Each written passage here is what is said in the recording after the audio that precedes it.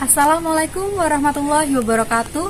Nama saya Kartika Ayu Wulandari, mahasiswa PPG dalam jabatan kategori 2 tahun 2022 Universitas Lampung. Di sini kembali bersama saya dalam pembelajaran dengan model Project Based Learning terkait teknologi yang mengatasi gangguan pada sistem gerak manusia. Bagaimana kelanjutan proyek kami? Mari ikuti saya. Assalamualaikum.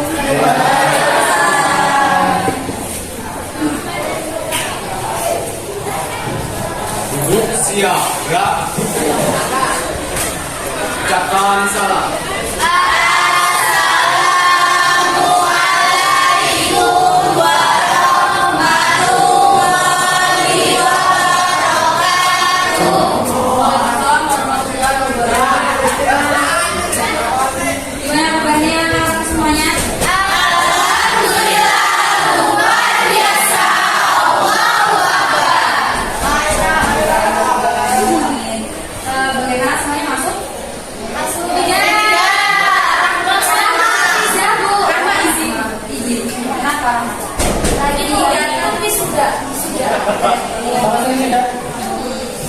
Oke, kalau dalam gitu silakan ketua kelas kita pimpin doa dulu untuk memulai kegiatan belajar. Doa mulai.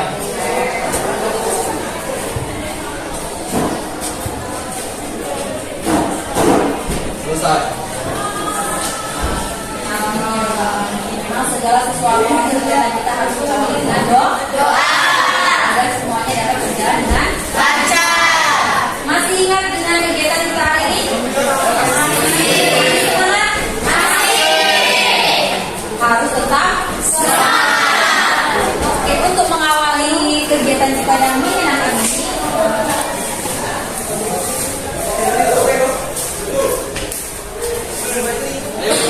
nah, Ibu punya video yang akan menghantarkan kalian dan berhubungan langsung dengan proyek yang sedang kita lakukan. Silahkan disimak. Tips buat yang ibu-ibu, apalagi Aina belajarnya dari 94, sekarang udah 2 tahun, 9. Itu mamanya harus rajin ngasih tahu bahwa Inggris itu penting kalau dia mau sembuh.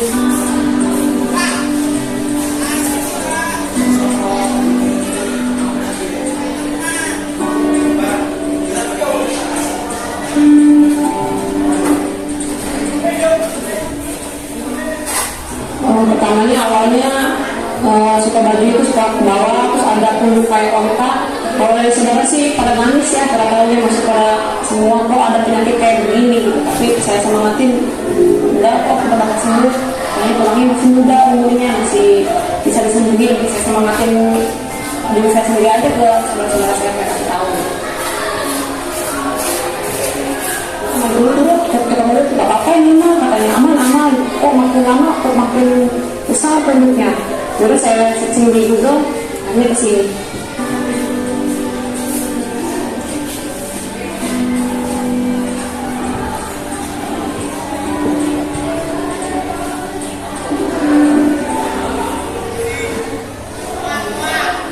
Lecet juga, aku suka pakai salep tuh yang dari dokter sembuh lagi. Paling 2 minggu setelah itu aman. Saya emang udah enak ya, lebih nyaman justru. Udah pakai dress, enak aja. Kalau baru bisa mandi, cepet pakai dress. Saya sampai ini, kalau pengen cepet pakai, katanya enak jadi enak pakai dress. Mereka yang robot katanya, banyak yang menggunakan dressnya awal-awalnya. Saya semangatin aja anaknya, nggak apa-apa Ira biarin, suka banyak apa ini dikotok itu dressnya katanya, suka cerita Iranya. Sekarang enggak sih, sudah sampai semua satu sekolah dia tahu dia pakai dress. Dia beruntung kalau nggak ikut olahraga nggak apa-apa, nggak ikut perlombaan kayak khususan nggak ikut nggak apa-apa. Udah hampir 2 tahun. 94, sekarang 39.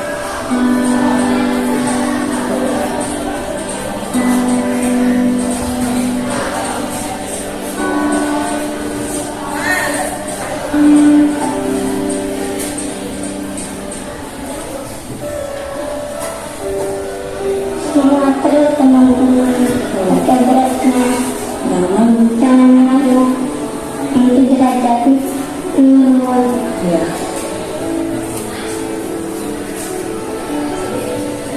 Bicara lagi namanya kalau anaknya bilang sakit mah bro, biarin jangan dengerin. Saya juga sampai 1 bulan nangis-nangis bomba sama anaknya. Alhamdulillah sekarang udah terlewati, malah dia justru lebih aman pakai dress dibanding tidak pakai dress. Jangan dikendori ya Ma ya, dressnya biarin anak dia nangis, lalu gatel, sakit, perih, gerak, biarin mah tetap pakai aja. Jadi lama-lama dia terbiasa kok kayak Aira. Pasti bisa.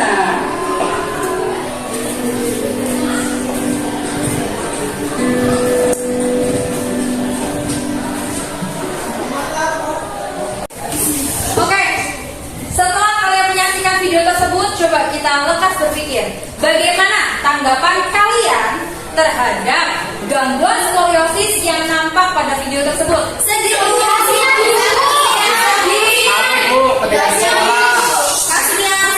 kasihan, kenapa? ya kasihan, dia tuh duduknya nggak Lalu coba, siapa yang bisa jawab? Apa sih yang terjadi pada penderita skoliosis? Tulangnya. Apa Fer? Jadi tulangnya itu bengkok seperti huruf S. Kira-kira jalannya gimana ya? Bengkok seperti huruf S. Kira-kira jalannya gimana ya Bu? Loh, Kira-kira orang yang menderita skoliosis itu jalannya gimana ya? Begini. Beratnya juga tinggi sebelah. Kalau dilihat dari video itu kan seperti itu. Lalu bagaimana jika gangguan tersebut tidak segera disembuhkan?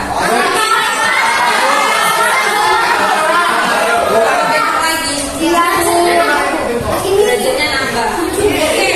Jadi kalau menurut kalian apakah penting untuk mengetahui teknologi yang dapat menyembuhkannya? Penting. Jadi kalau mereka tidak mengetahui teknologi yang dapat menyembuhkan, kira-kira apa yang dirasakan oleh mereka? Sakit, ya. Pasti sakit, rasa, malu pastinya Bu, malu. Coba dijawab. Maka manfaat utama dari dilaksanakannya proyek yang sedang kita lakukan ini apa? untuk memotivasi.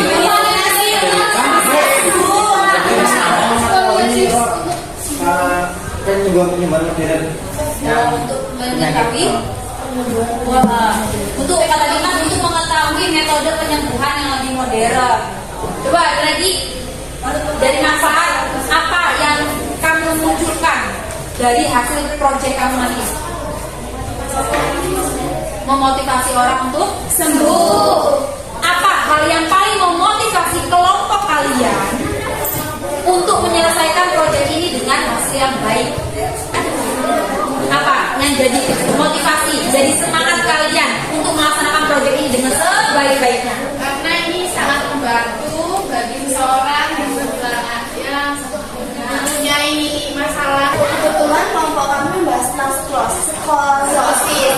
Nah, motivasi kelompok kami itu supaya orang-orang itu dapat mengetahui teknologi brace itu bisa menyembuhkan skoliosis dan itu buat supaya lingkungannya tidak bertambah tapi semakin menyembuhkan.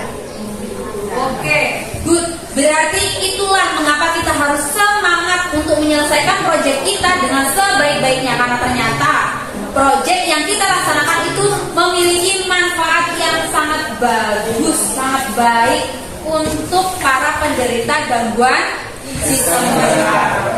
Ya, semangat. Oke. Nah, berkaitan dengan tujuan pembelajaran yang dari kemarin kita sudah bahas, ya.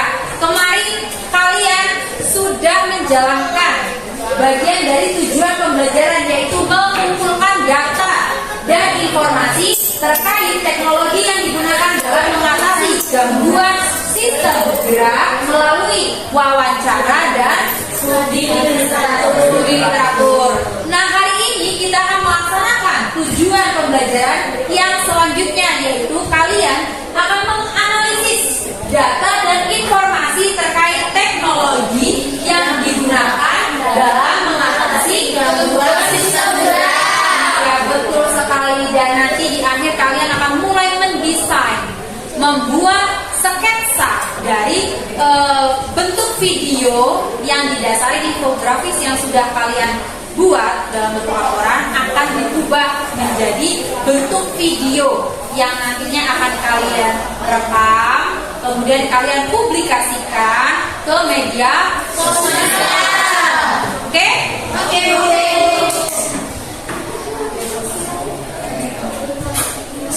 Nah, selanjutnya langkah kerja. Kemarin kita sudah melaksanakan langkah kerja dari Pertemuan 1. iya, dari langkah kerja pertama sampai 5. Sekarang kita akan menganalisis, yaitu melaksanakan langkah kerja ke-6 dan ke-7. Kemarin kalian sudah mengumpulkan. Nah, sekarang mengolah. Kalian silakan setelah ini berkumpul dengan kelompoknya untuk memaksimalkan bentuk laporannya, ya. Kemarin kita sudah sepakati dalam bentuk PPT. Iya, jadi nanti sebelum kalian presentasi, silakan kalian sempurnakan. Di sini ada disediakan laptop untuk editing. Siapa tahu kalian ada yang perlu diedit lagi dari laporannya, silakan menggunakan laptop yang disediakan.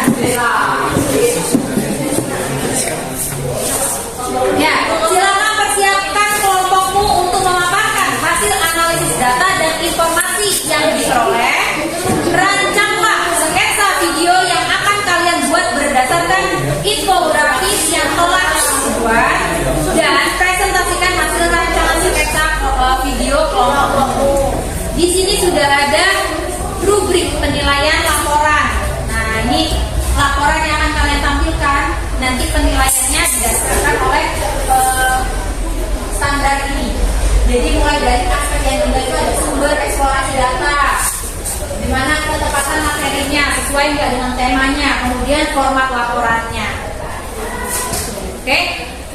Nah, silakan kumpul bersama dengan kelompoknya masing-masing. Nah, udah teman-teman mereka.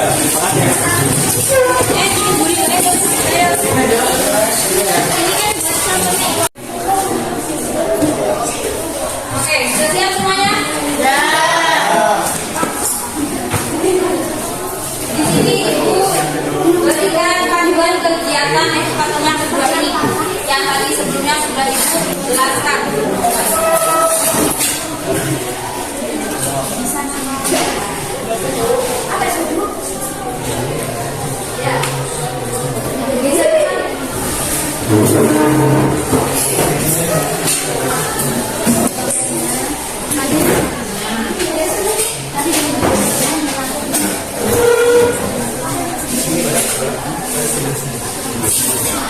Oke, lembar itu tadi berisi tentang kegiatan yang akan kita laksanakan pada pertemuan hari ini.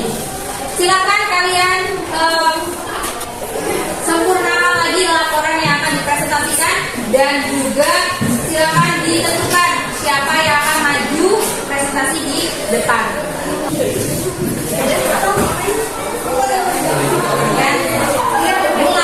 Mulai apa? Ini kan tadi udah Udah. Ayo silakan diskusikan bersama kelompok kalian. Dan terkait kegiatan rencana selanjutnya pada kegiatan kita, yaitu di mana nanti masing-masing kelompok membuat sketsa video yang akan dibuat berdasarkan data yang sudah kalian kumpulkan dan kalian presentasikan nanti.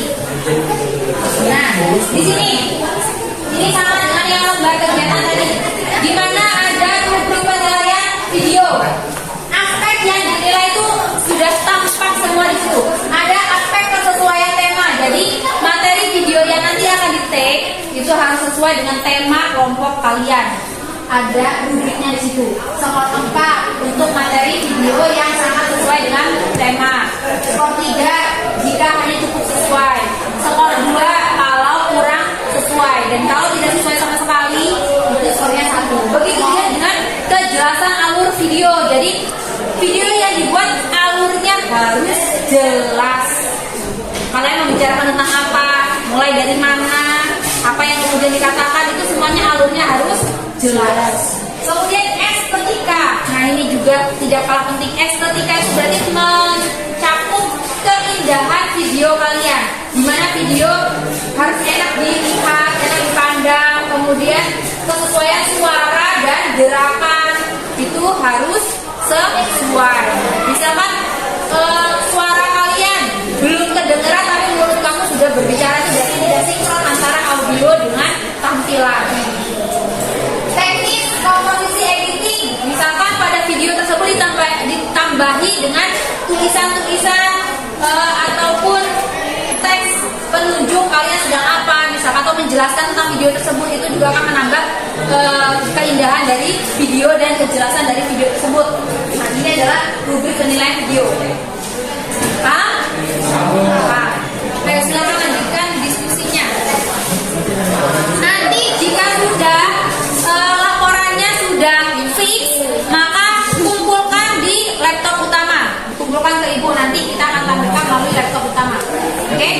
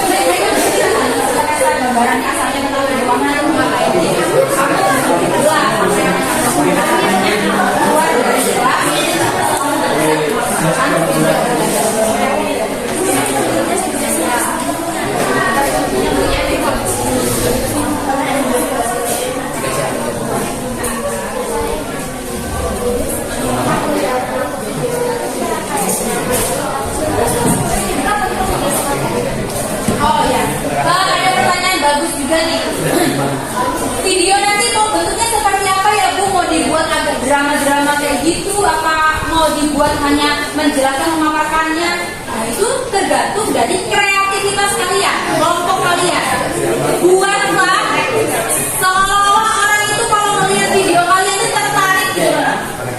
Jadi jangan sampai orang lihat video kalian di awal-awal video ini di skip.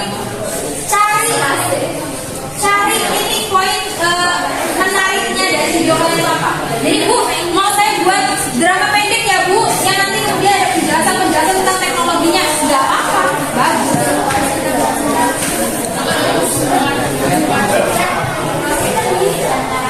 Ya, jadi sketsa nanti ya yang akan kalian paparkan di akhir nanti itu gambaran kasar tentang video kamu nanti mau seperti apa. Misalkan Bu, nanti saya mau buat video yang seperti ini, nanti sini menjelaskan ini, yang ini menjelaskan ini.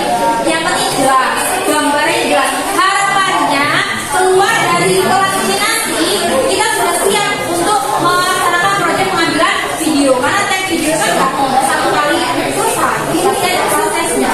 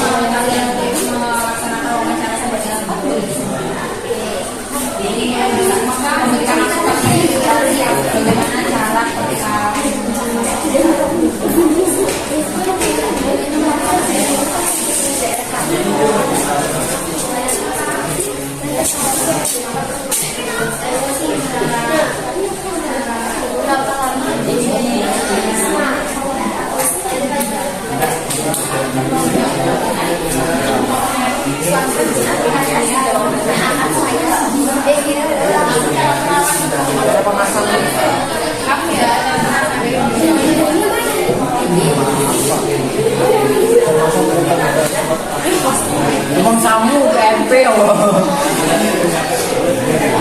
Sama-sama di sini ya, sama dulu. Udah tempe.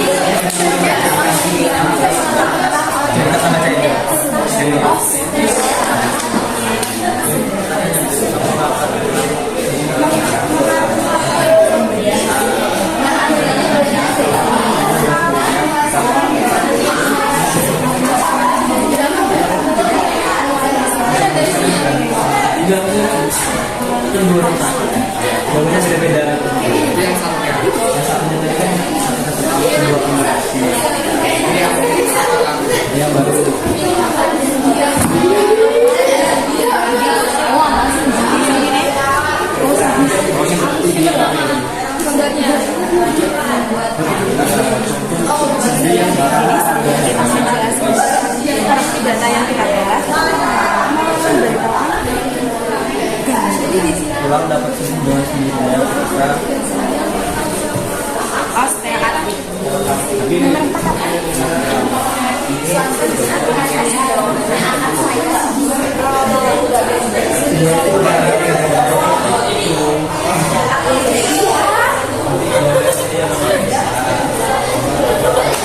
kita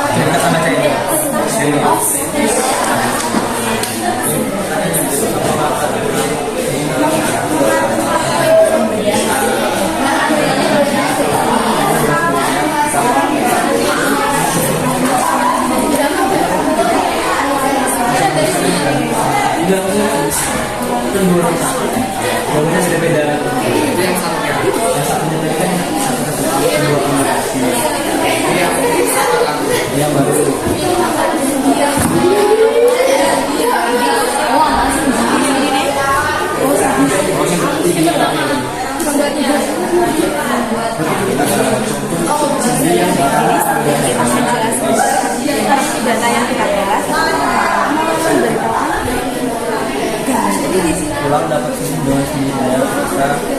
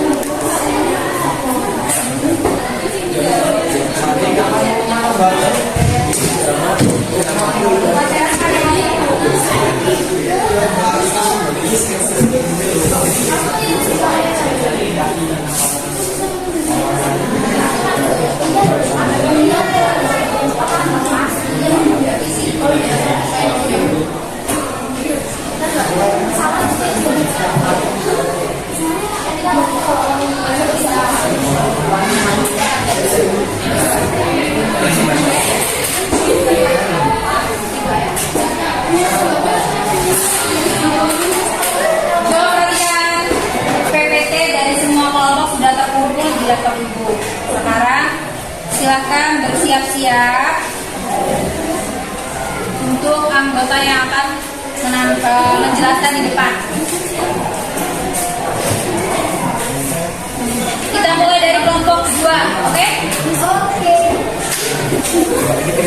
Baik, bersiap-siap untuk kelompok 2. Kita beri semangat untuk kelompok 2.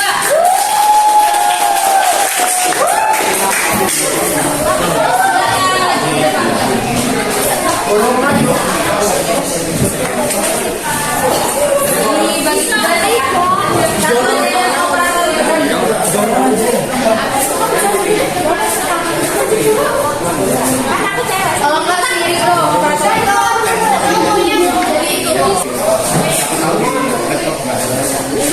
Bentar, lihatin dulu mereka barunya sudah.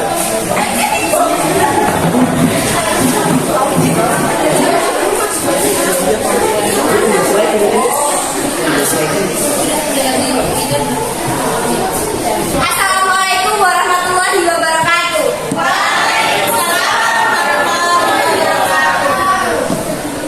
Kami dari kelompok 2 akan menyampaikan hasil pengumpulan data beserta informasi dari kelompok kami. Perkenalkan, nama saya Anissa Salsabila sebagai moderator dan nama saya Elisa sebagai penyampai materi. Nama saya Fatima sebagai penyampai materi. Oke teman-teman semuanya, kemarin kami sudah mengunjungi salah satu puskesmas di daerah kami untuk mengumpulkan data dan informasi mengenai gangguan skoliosis dan teknologi yang digunakan untuk mengatasi gangguan skoliosis tersebut. Nah, kami melakukan wawancara dengan Dr. Tony dan juga Dr. Isma. Sebelum melakukan wawancara, kami membuat janji dengan dokter tersebut pada hari Minggu 13 November tahun 2022 kemarin. Ini adalah dokumentasi yang telah kita dapat kemarin pada saat kita mengunjungi puskesmas yang ada di Desa Sukaraja. Hasil wawancara yang kami dapat, yang pertama adalah skoliosis itu sebenarnya penyakit tulang belakang yang seperti apa ya Pak? Kemudian beliau menjawab, skoliosis itu sebenarnya adalah suatu penyakit atau kelainan pada tulang belakang, di mana tulang belakang melengkung ke samping secara tidak normal menjadi seperti huruf S.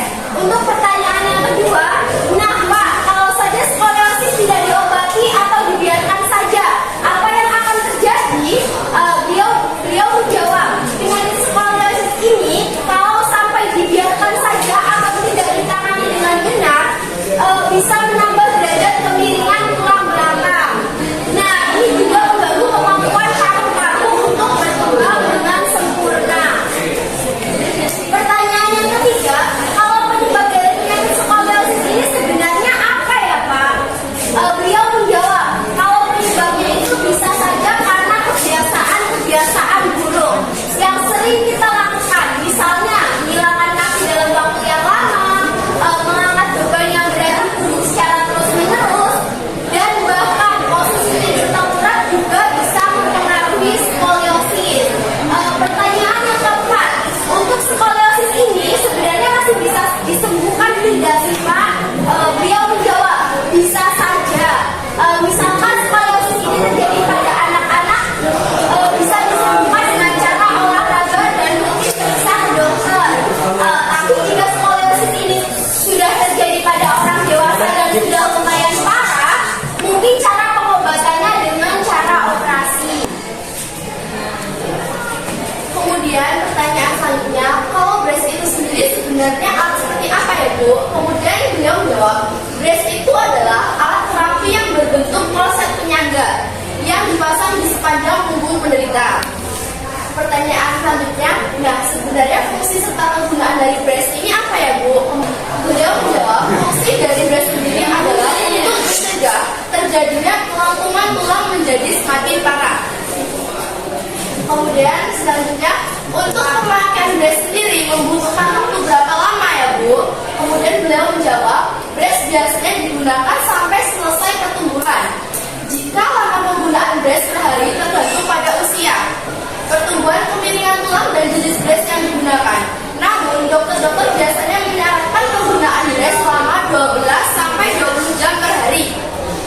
pertanyaan selanjutnya, brace biasanya lebih sering digunakan pada anak remaja atau dewasa ya Bu?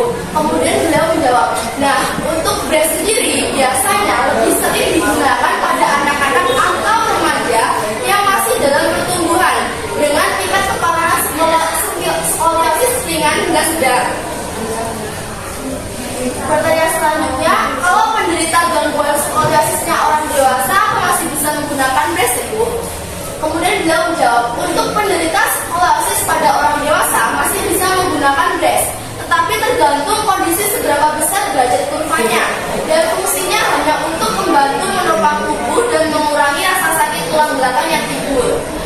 Selanjutnya, apa saja yang berupaya yang dapat kita lakukan untuk mencegah skoliosis? Kemudian beliau menjawab, skoliosis sebenarnya tidak dapat dicegah sejak awal, tapi ada beberapa upaya untuk mencegah skoliosis berkembang menjadi lebih parah, yaitu dengan mengonsumsi nutrisi yang baik untuk tubuh, melakukan olahraga secara rutin, dan melakukan pemeriksaan tulang belakang secara rutin.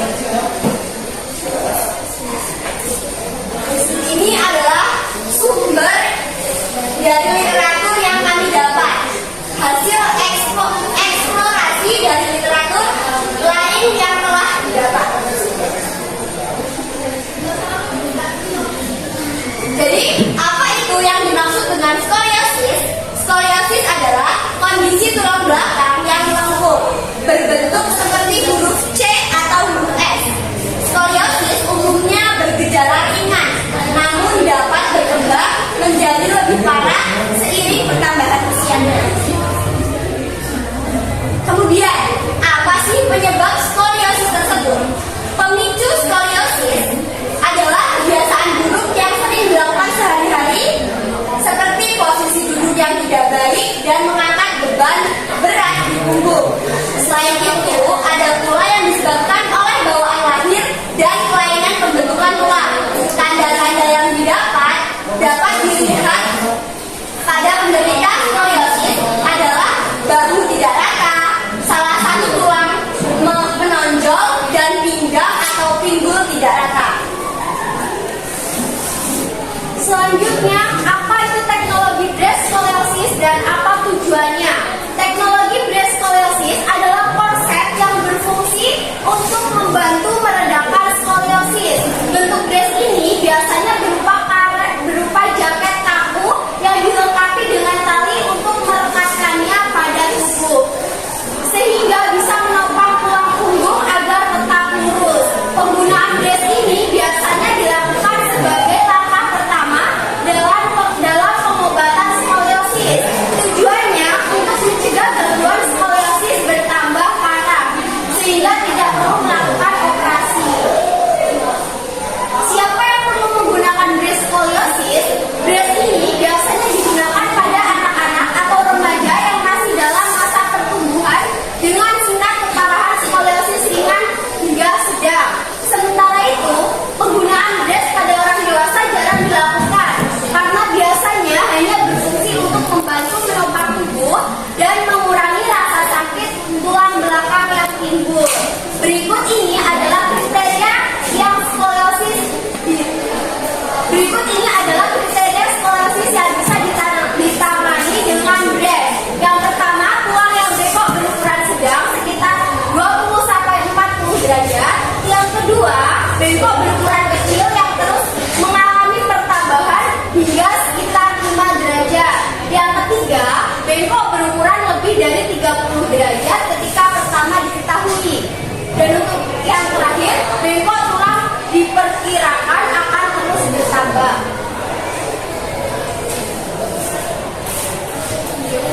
Apakah brace dapat menyembuhkan skoliosis? Meski dapat meredakan dan menghambat pembengkakan, perlu diketahui bahwa penggunaan brace tidak dapat mengobati skoliosis sepenuhnya. Brace ini hanya bertujuan untuk menghambat pertumbuhan tulang yang bengkok. Namun, terkadang ini juga bisa membantu memperkecil ukuran lengkungan pada tulang. Meskipun demikian, pada beberapa kasus, lengkungan tetap bisa bertambah besar meski sedang menggunakan brace.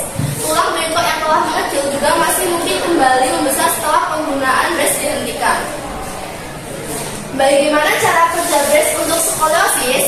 Brace ini bekerja dengan memberi tekanan secara perlahan pada titik yang bengkok di batang tubuh untuk membuat tulang punggung tetap pada posisi yang lurus. Meski bukan hal yang pasti, kebengkokan pada tulang juga berpotensi mengecil jika terus ditahan menggunakan brace. Hasil penelitian juga memastikan bahwa semakin sering brace digunakan, fungsi kerjanya pun akan semakin efektif. Berapa lama pemakaian brace pada skoliosis? Waktu paling tepat untuk menggunakan brace skoliosis adalah selama masa pubertas dan sebelum lengkungan pada tulang bertambah besar. Pada masa tersebut, penggunaan brace bisa menimbulkan hasil yang efektif. Pada saat pemeriksaan, dokter akan mengatur waktu penggunaan brace sehari-hari.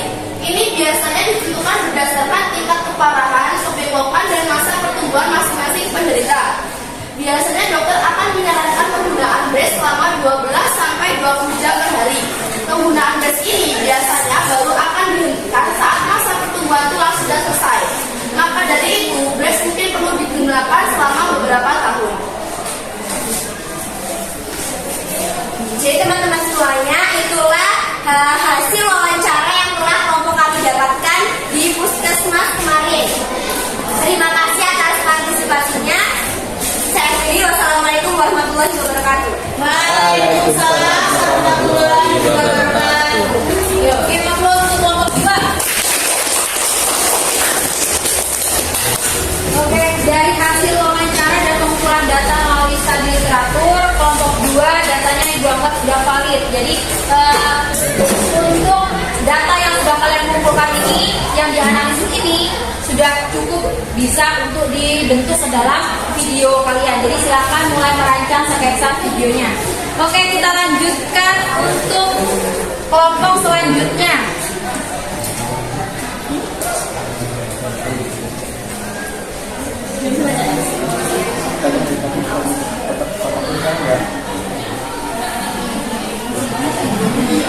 Oke, kita akan lanjutkan ke kelompok 3, osteoartritis. Silakan maju. Beri semangat untuk kelompok 3.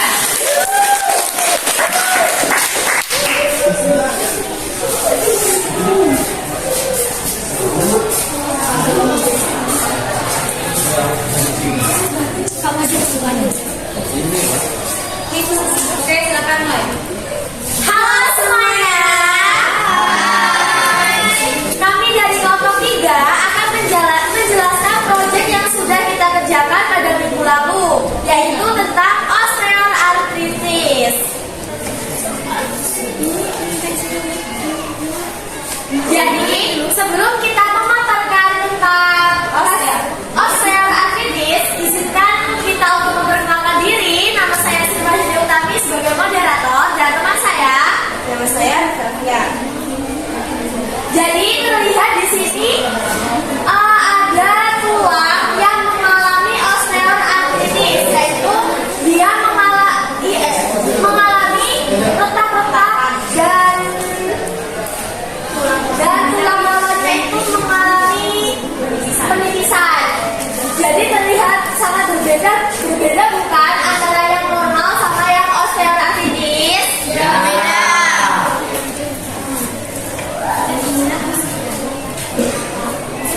Jadi tujuan kita yaitu mengetahui apa itu osteoartritis, dan yang kedua mengetahui penyebab osteoartritis, dan yang ketiga mengetahui gejala osteoartritis, dan yang terakhir mengetahui teknologi yang digunakan dalam penanganan osteoartritis.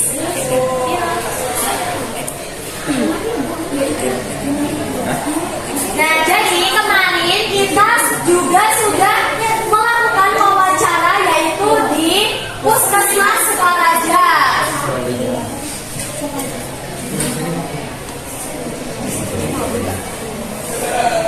Berikut adalah data yang sudah kita peroleh dari wawancara kemarin, yaitu apa yang dimaksud dengan osteoartritis. Jadi, osteoartritis atau biasanya seringkali disebut sebagai pengapuran sendi merupakan peradangan pada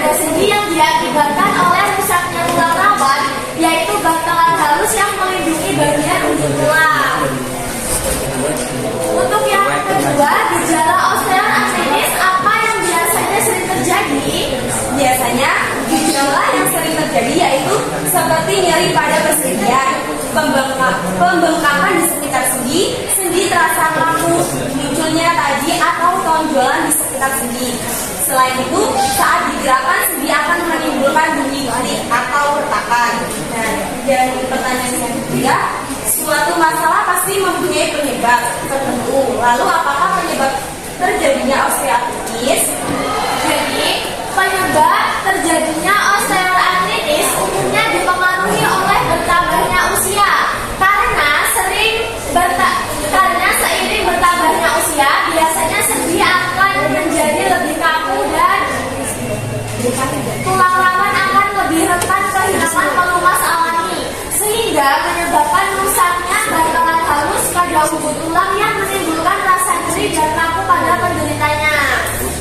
Untuk soal yang nomor 4, kemungkinan pada umur berapakah osteoartritis terjadi? Osteoartritis umumnya ditemukan pada lansia atau di atas umur 50 tahun. Namun, osteoartritis tersebut dapat terjadi pada usia berapapun. Dan pertanyaan yang nomor 5, bagaimana cara pencegahan osteoartritis? Ada beberapa upaya yang dapat dilakukan untuk mencegah osteoartritis. Misalnya, yang pertama, menjaga berat badan ideal. Yang kedua, berolahraga secara rutin dan aktif secara fisik.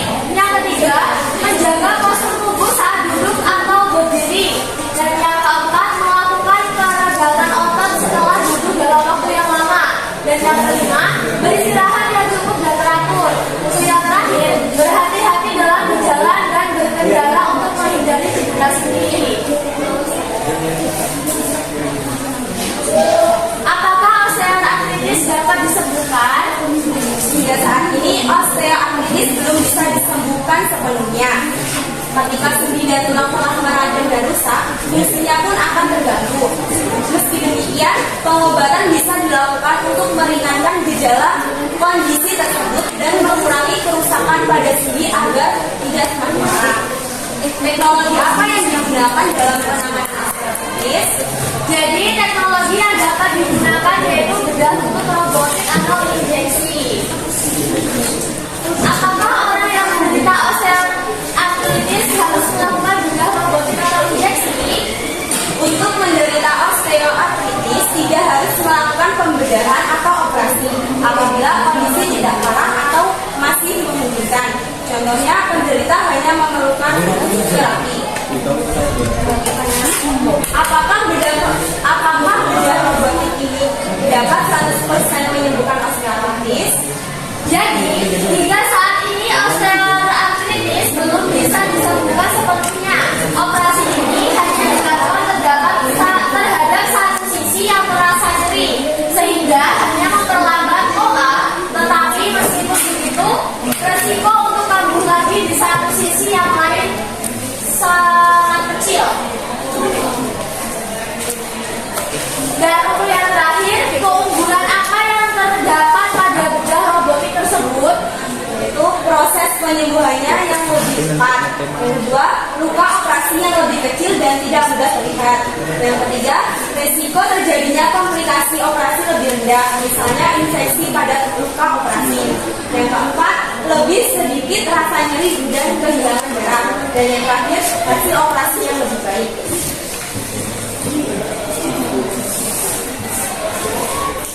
Jadi, teknologi yang digunakan dalam penanganan osteoartritis yaitu dengan bedah lutut robotik atau injeksi.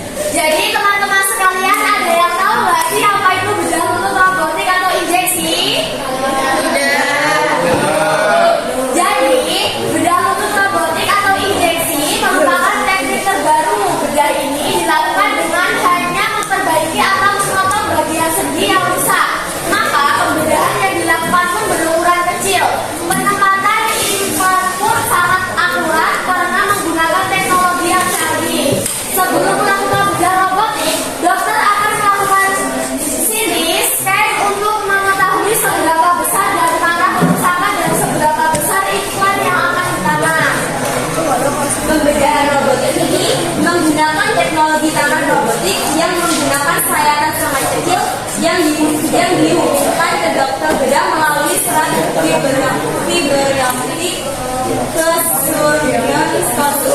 Tindakan ini dinilai lebih efektif, efisien dan menguntungkan bagi pasien karena dapat mengurangi kesehatan dan meningkatkan ketepatan serta akurasi yang tinggi. Bedah robotik juga dapat mengurangi resiko cedera dan dapat mencakup daerah-daerah yang sulit terlihat dan meminimalkan trauma pasca operasi. Proses penyembuhannya juga sangat cepat, yaitu 2-3 minggu. Berbeda dengan proses penyembuhan pada bedah total, yakni bisa mencapai 4-6 bulan masa penyembuhan. Bedah robotik juga bisa diaplikasikan pada pasien juga. Nah, untuk mengetahui informasi lebih lanjut tentang osteoartritis, kami juga melakukan studi literatur dari internet. Seperti yang sudah kita cari. Ya. Sekian pemaparan dari kelompok 3 dan saya rasa cukup. See you guys. See you.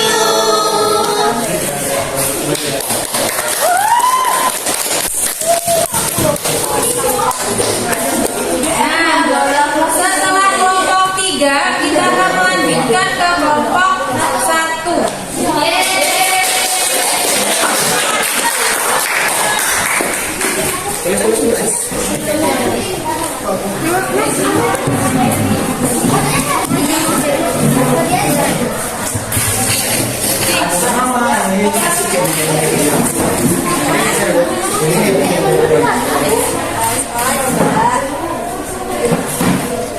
Assalamualaikum warahmatullahi wabarakatuh. Perkenalkan, kami dari kelompok 1, saya Indah Maharani dan teman saya. Berdirinya kita di sini ingin memaparkan hasil data yang telah kita dapatkan serta hasil wawancara yang telah kita lakukan pada hari-hari lalu. Nah, kebetulan kami mengambil tema tentang gangguan kehilangan anggota gerak kaki menggunakan teknologi kaki bionik. Di sini.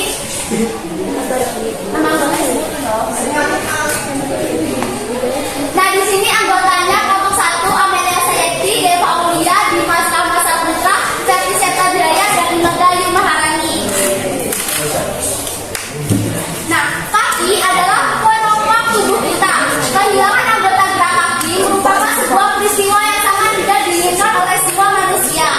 Karena dengan kaki kita yang normal, kita bisa leluasa melakukan aktivitas dan gerak apapun. Banyak faktor yang menyebabkan dari mulai kecelakaan dan faktor lahir. Maka dari itu, kami akan melakukan wawancara di Puskesmas Sukaraja untuk mengetahui lebih banyak informasi mengenai gangguan kehilangan anggota gerak kaki. Ini dia dokumentasi yang kita lakukan di Puskesmas Sukaraja. Dan di sini kita sedang melakukan wawancara kepada dokter. Data yang diperoleh setelah melakukan wawancara adalah yang pertama, penyebab seorang bisa mengalami kehilangan anggota gerak kaki. Seseorang bisa mengalami kehilangan anggota gerak kaki melalui beberapa faktor atau penyebabnya mulai dari faktor penyakit, faktor kecelakaan, faktor amputasi, dan faktor cacat bawaan lahir. Yang kedua, siapa saja yang bisa mengalami gangguan kehilangan anggota gerak kaki? Semua pihak bisa mengalaminya. Juga dari faktor yang tadi seperti penyakit, kecelakaan, amputasi, atau cacat bawaan lahir. Mulai dari yang udah misalnya anak-anak sampai dengan yang dewasa bisa mengalaminya gangguan ini tidak mengenal usia. Yang ketiga, bagaimana mengatasi gangguan kehilangan anggota gerak kaki?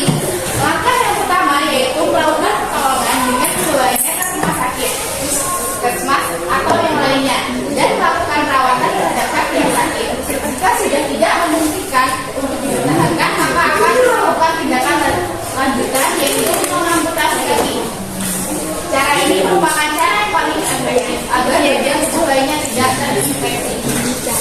Pertanyaan keempat, teknologi yang digunakan untuk mengatasi gangguan kehilangan anggota gerak kaki. Dengan perkembangan teknologi sekarang ini, kaki palsu atau dengan sebutan kaki bionik adalah alat yang digunakan untuk menggantikan peran kaki yang hilang atau cacat.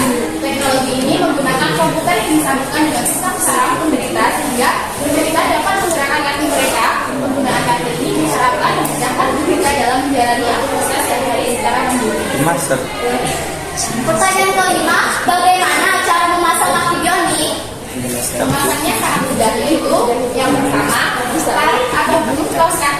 jika tubuhnya lebih dalam, perlu memastikan tidak ada urutan. Pastikan detilnya jauh dari balita.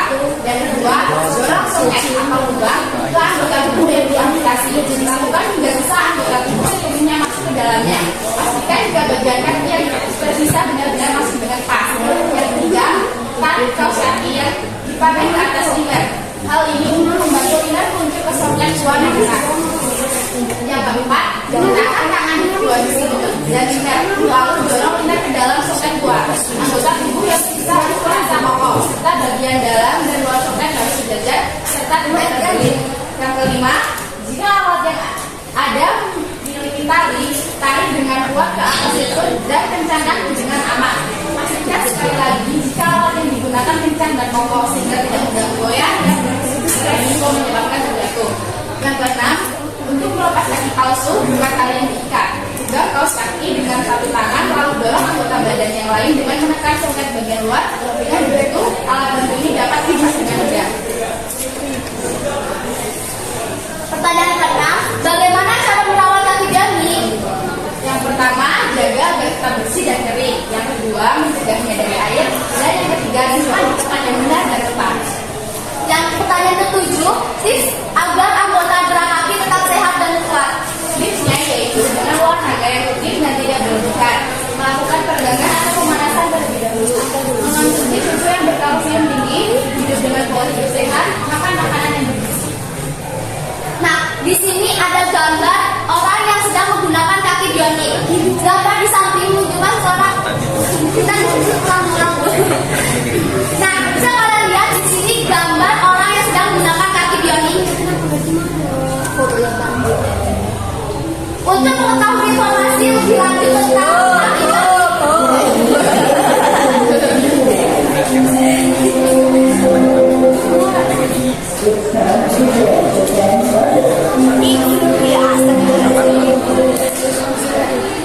Untuk mengetahui informasi lebih lanjut tentang kaki bionik, kami juga melakukan studi literatur dari internet seperti materi pada link bawah ini. Di samping, di bawah. Link berikut ini. Yang lain, Bu. Untuk mengetahui informasi lebih lanjut tentang kaki bionik, kami juga melakukan studi literatur dari internet seperti materi berikut ini. Terima kasih. Demikian presentasi dari kami akhiri. Wassalamualaikum warahmatullahi wabarakatuh.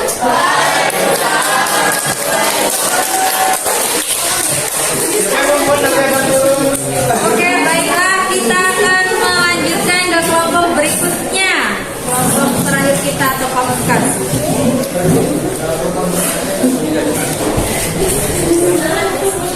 Semangat, kita akan lanjut ke kelompok 4. Silakan maju kelompok 4.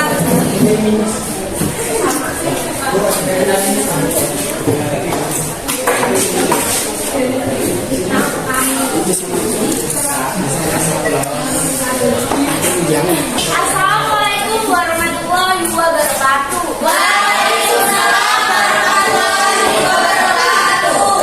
Kami dari kelompok 4, kami akan menyampaikan kumpulan data dari hasil wawancara dan studi literatur. Dan sebelum kami memaparkan data yang diperoleh, izinkan kami memperkenalkan diri. Perkenalkan, nama saya Berta Purdiana, saya sebagai moderator dan rekan teman saya. Perkenalkan, nama saya Muhammad Nurul Planeta dan di sini saya sebagai penjelasan materi. Saya sebagai patah tulang itu apa sih? Patah tulang atau fraktur merupakan kondisi di mana tulang kita patah dikarenakan sesuatu. Dan berikut merupakan contoh dari patah tulang. Apa yang menyebabkan terjadinya patah tulang? Patah tulang dapat terjadi jika tulang menerima tekanan atau benturan kekuatan yang lebih besar daripada kekuatan tulang. Biasanya sering terjadi di tulang kaki, tulang pinggul, tusuk, dan selaka. Dan teknologi yang digunakan adalah gips. Apaan tuh? Kamu nih? Siapa? Jadi teknologi yang digunakan adalah memasang gips. Pemasangan gips adalah pemasangan bahan kapur sekitar tulang yang atas untuk membantu menjaga tulang dengan baik, untuk mengurangi gerakan pada tulang sampai sembuh kembali. Dan itu.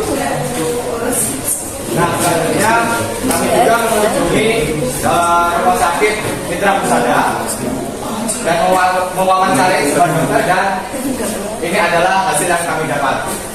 Pada tanggal 11 sampai 12 November 2022, kami mewawancarai Dr. Muhammad Rizkan Bukalino. Pertanyaan yang kami sampaikan, siapa saja yang perlu menggunakan gips? Jadi yang menggunakan gips adalah pasien atau orang yang menderita patah tulang. Lalu, apakah teknologi gips dapat menyembuhkan patah tulang? Tidak, tetapi gips digunakan dalam membantu penyembuhan patah tulang. Nah, pada teknologinya tadi kita sudah tahu.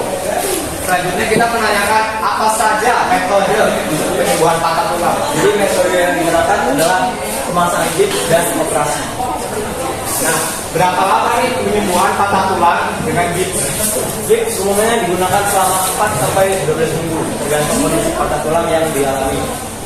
Lalu, apakah tulang yang pernah patah bisa normal kembali? Bisa. Saat tulang patah, tubuh akan bereaksi dengan berbagai cara untuk mengatasi hal ini. Nah, itu tadi adalah hasil wawancara di Rumah Sakit Mitra Husada. Dan ini adalah dokumentasi yang kami ambil di Rumah Sakit Mitra Husada. Oke. Selanjutnya, kami juga mewawancarai RSUD Kota Agung atau Rumah Sakit Umum Daerah di Kota Agung pada tanggal 14 sampai 15 November tahun 2022 dengan Dr. Mary Yosefa. Pertanyaan yang kami ajukan sama, karena kami harap jawaban dari kedua dokter ini sama dan tidak berubah, karena kami ingin memastikan bahwa informasi tersebut valid. Pertanyaan kami yang pertama, siapa saja yang perlu menggunakan gips? Orang yang mengalami patah tulang. Dan teknologi gips dapat menyembuhkan patah tulang. Ya, tetapi gips dapat membantu penyembuhan patah tulang atau tidak. Nah, apa saja metode dan teknologi untuk penyembuhan patah tulang? Yang pertama adalah vertebroplasti, yang kedua facialplasti, dan ketiga stroke bahan tulang. Yang keempat, berapa lama penyembuhan patah tulang dengan gips? 4 sampai 2 minggu. Nah, apakah tulang yang pernah patah bisa normal kembali? Nah, karena pada dasarnya tulang dapat sembuh dengan sendirinya ketika mengalami fracture.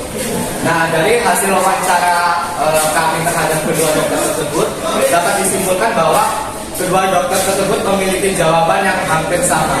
Dan itu membuktikan bahwa informasi yang kami dapatkan itu valid atau benar. Ini adalah dokumentasi waktu kita berada di Rumah Sakit Umum Daerah Kota Agung. Lalu selanjutnya kami juga mencari dari sumber literasi studi literatur, yaitu di Harvard. Untuk gejala patah tulang itu ada nyeri di punggung atau di leher, kesemutan atau mati rasa, kelemahan atau kelumpuhan pada salah satu anggota badan, gejala otot yang tidak terkontrol, kehilangan kontrol urin atau usus, kehilangan kesadaran karena trauma energi tinggi, memerlukan evakuasi dan perawatan darurat segera. Dan selanjutnya pengobatan patah tulang belakang. Nah, langkah pertama dalam mengobati patah tulang belakang adalah menstabilkan pengidapnya. Hal ini dapat dilakukan melalui penggunaan papan belakang atau tandu atau kerah leher untuk mencegah orang tersebut bergerak dan mengalami cedera lebih lanjut. Untuk yang tahap kedua, setelah stabil, dokter akan menentukan apakah perawatan bedah diperlukan tergantung pada tingkat keparahan dan lokasi fraktur. Beberapa patah tulang kecil dapat diobati tanpa pembedahan dengan penyangga servikal. Istirahat dengan durasi waktu tertentu. Pendarahan mungkin direkomendasikan bagi mereka yang mengalami patah tulang tidak stabil. Tujuannya untuk membantu mengurangi tekanan pada sumsum tulang dan menstabilkan tulang belakang. Nah, setelah perawatan darurat ditetapkan, perawatan untuk fraktur vertebra dapat mencakup. Selanjutnya, rehabilitasi fisik dan terapi. Lalu, penggunaan obat-obatan untuk membantu mengendalikan masalah kesehatan yang timbul akibat patah tulang belakang. Misalnya, seperti obat untuk mengatasi rasa sakit, lalu disfungsi usus dan kandung kemih, sehingga spasitas otot hingga spastisitas motor. Lalu yang terakhir, pengidap fraktur vertebra juga perlu menjalani perawatan lanjutan dengan spesialis pengobatan dan rehabilitas fisik. Baik, sekian dari presentasi kami. Saya kami akhiri. Wassalamualaikum warahmatullahi wabarakatuh. Waalaikumsalam warahmatullahi wabarakatuh. Oke, dari hasil pemaparan hasil penganalisan. Oke, dari hasil analisis yang sudah kalian paparkan masing-masing kelompok, Ibu ingin menambahkan dari kelompok 4 yang barusan, untuk pembentukan video nanti silakan ditambahkan pada bagian gipsnya dan skru tulangnya. Jadi untuk kan ada kan yang kalian akan bahas tentang pada bagian pemasangan skru untuk membantu menempelkan kembali tulang yang patah, menyatukan kembali. Nah itu perbanyak membahas tentang itu, dan gipsnya kayak seperti gips itu manfaatnya seperti apa, kemudian bagaimana cara pemasangan gips itu bisa ditonjolkan dari video kalian nanti. Ya, untuk kelompok 1, 2, 3, dan 4 semuanya kita akan menonjolkan pada bagian teknologinya. Ya, jadi titik poin dari video kita adalah teknologi yang akan digunakan bagaimana nanti agar dapat menghasilkan kesembuhan bagi si penderita. Sebelum kita merancang sketsa video, ada yang mau ditanyakan dulu nggak? Tidak? Tidak. Oke, jadi silakan kalian masing-masing kelompok rancang video yang akan kalian buat seperti apa, kemudian nanti kembali ceritakan di bangku masing-masing saja.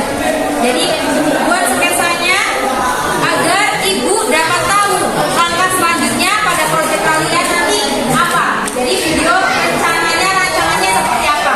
Jadi jelas ketika kalian nanti di rumah atau di luar kelas ini, ibu bisa tahu langkah kedepannya pada tiap kelompok itu seperti apa.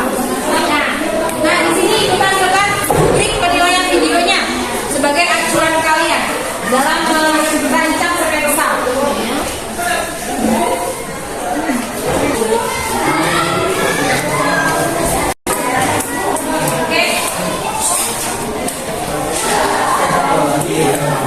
Isi sketsa dari masing-masing kelompok isinya. Yang pertama, kalian akan mengambil video dan mengeditnya kira-kira dengan aplikasi apa. Karena itu penting agar apa? Misalkan bisa berbagi di kelompok ini, misalkan tahu yang gampang editan fotonya atau gimana. Jadi masing-masing kelompok bisa memberikan kepikiran agar keberlangsungan edit video dan pengambilan video berjalan lancar. Kemudian yang kedua, masing-masing kelompok silakan dirancang seperti apa jalan videonya nanti, cara sketsa aja, garis besarnya aja. Kemudian bagian kelompoknya dalam pengambilan atau editing video seperti apa, ya. Silakan dirembukan atau didiskusikan dengan kelompok masing-masing.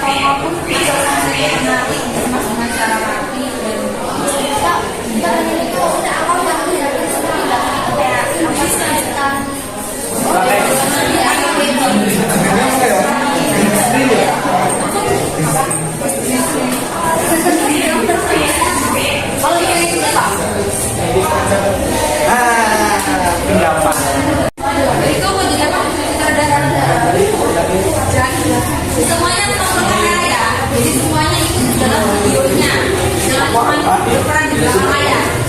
Oke, dari sudah semuanya belum? Oke, sudah yang belum. Itu kasih waktu 5 menit lagi mau presentasi sketsa videonya di tempat itu aja.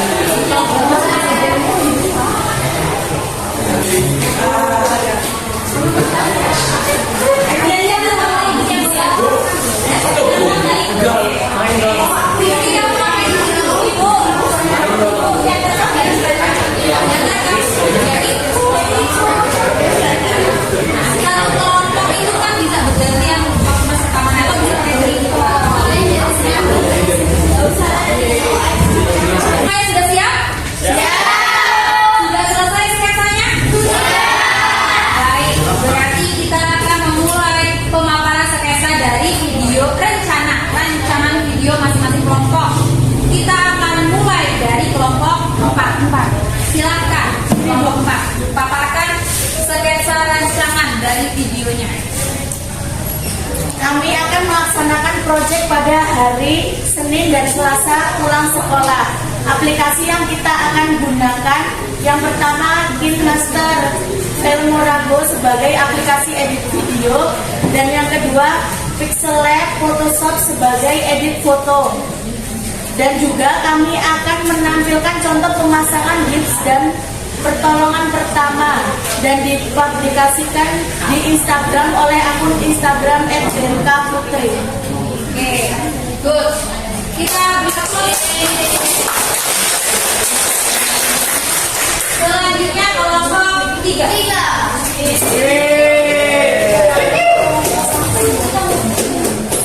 Oke, saya dari kelompok 3 akan menjelaskan sketsa pembuatan video dari kelompok kami. Aplikasi yang digunakan yaitu KineMaster.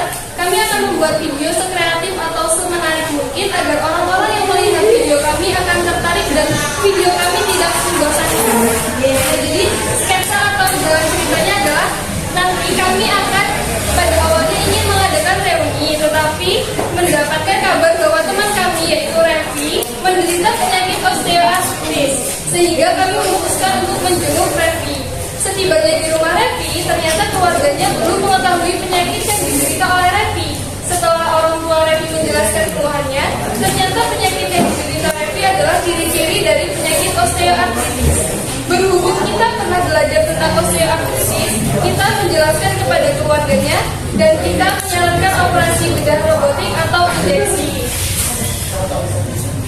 Nah, di sini saya Sofanesa Zalurita akan berperan untuk menjelaskan definisi serta menjadi teman Revi. Nah, Sri Wahyuni di sini akan menjelaskan tentang faktor apa yang menyebabkan terjadinya osteoartritis. Revi akan memerankan sebagai orang yang terkena penyakit osteoartritis. Dan Ivan akan menjelaskan tentang cara penanganan serta teknologi untuk penyakit osteoartritis kepada keluarga Revi. Nah, di sini Rahma akan menjadi teman Revi, yaitu orang yang terkena osteoartritis dan menyimpulkan video pembahasan osteoartritis dari kelompok kami. Sekian mengenai sketsa pembuatan video dari kelompok kami. Terima kasih. Oke, bagus sekali. Kita sampai ke kelompok 1.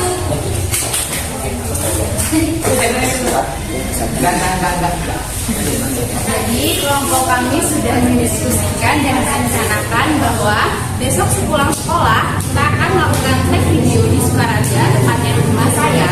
Di dalam video itu kita akan menjelaskan apa sih itu kaki bionik.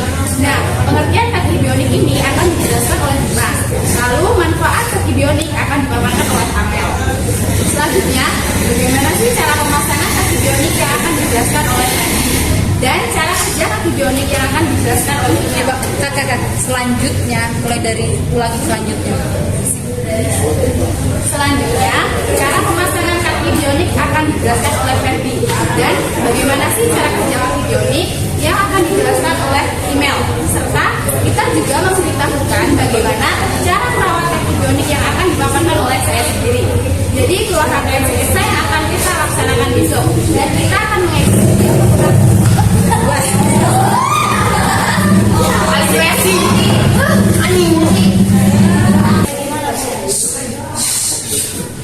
Jadi itulah rangkaian sketsa yang akan kita laksanakan besok.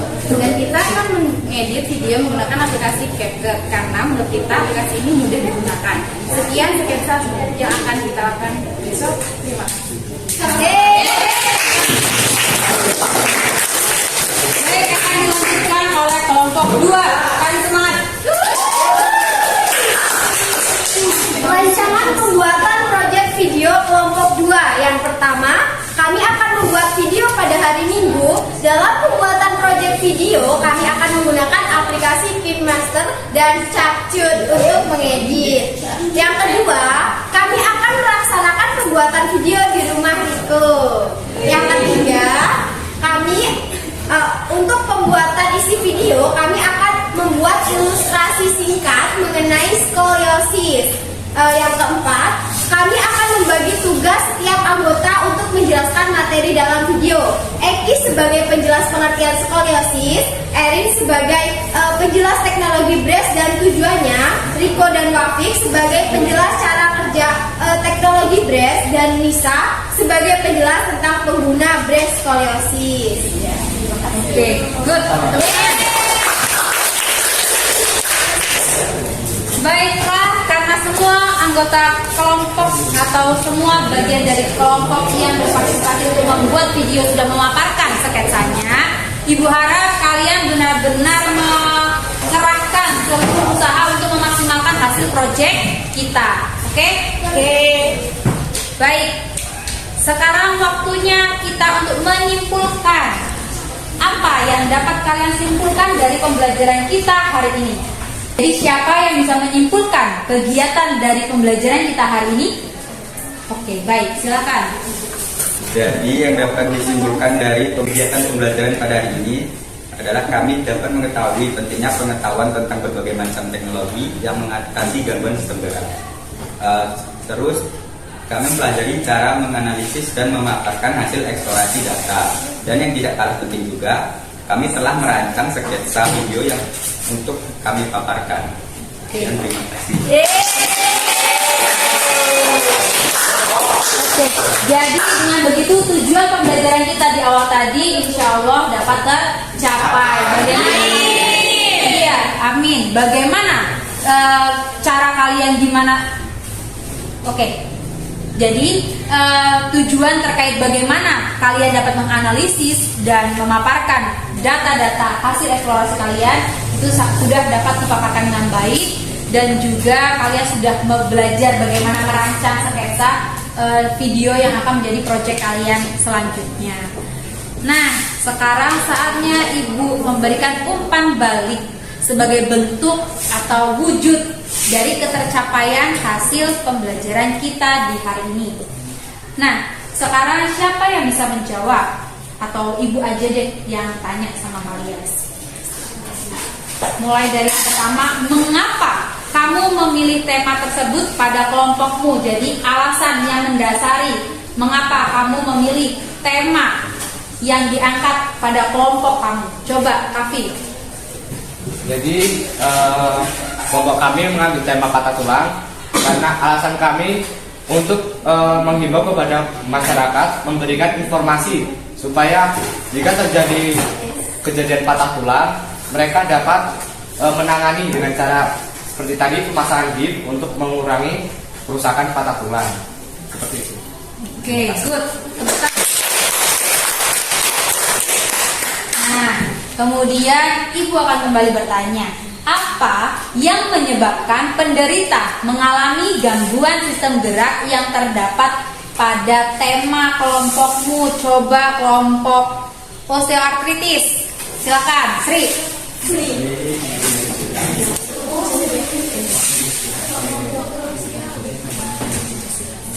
Yaitu faktor usia dan faktor jenis kelamin, obesitas, sering menekan beban yang berat, Sering memberikan tekanan atau beban berat pada persediaan. Oke, good. Tepuk tangan. Selanjutnya, apa yang harus dilakukan dalam menganalisis data yang diperoleh dari hasil identifikasi kelompokmu? Kemarin kan kalian sudah melakukan wawancara. Dalam menganalisis data yang kalian peroleh, selanjutnya kalian dapat melakukan apa? Coba, siapa yang bisa menjawab? Coba, Wafi.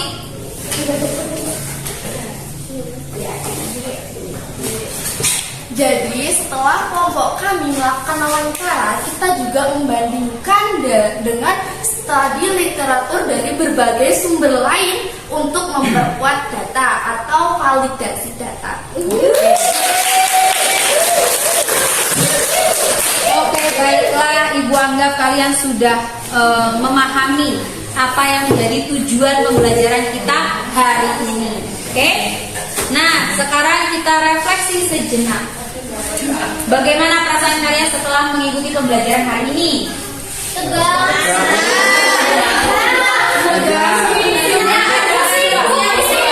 Ada yang bilang tegang, kenapa tegang? Pas presentasinya tuh kadang kalau kita di depan tuh pasti lupa semua sama yang Oke, nah berarti harapannya kalian lebih membiasakan diri. Semakin banyak kita melakukan presentasi atau terlatih untuk berbicara di depan umum, kalian akan semakin terbiasa. Apa yang belum kamu pahami dari kegiatan pembelajaran hari ini? Yang belum kamu pahami apa? Kamu semua?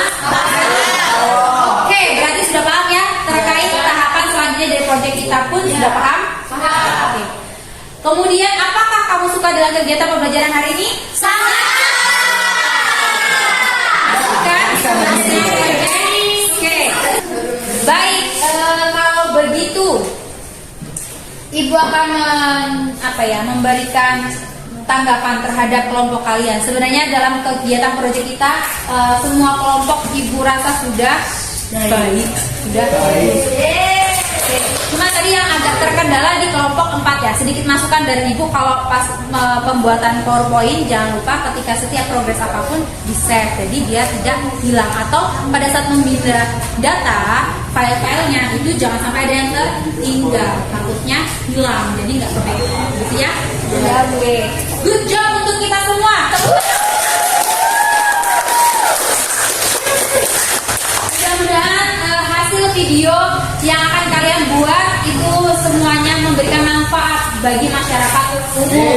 Aku sangat menantikan hasil dari video kalian nanti. Benar-benar Ibu sangat pokoknya sangat menunggu bagaimana hasil yang akan kalian hasilkan dari proyek ini. Oke, baik. Kalau begitu kita akan bersiap-siap untuk menutup pembelajaran kita hari ini. Silakan dirapikan kerjanya.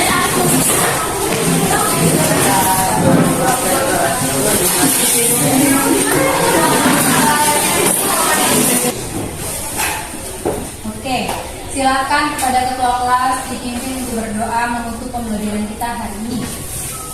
Duduk siap, gerak. Berdoa dimulai.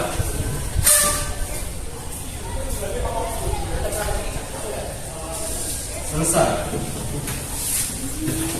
Baiklah anak-anakku semuanya, Ibu harap kalian akan selalu bersemangat dalam melaksanakan pembelajaran bersama Ibu. Amin. Untuk hari ini Ibu cukupkan pembelajaran kita hari ini. Ibu akhiri. Wassalamualaikum warahmatullahi wabarakatuh.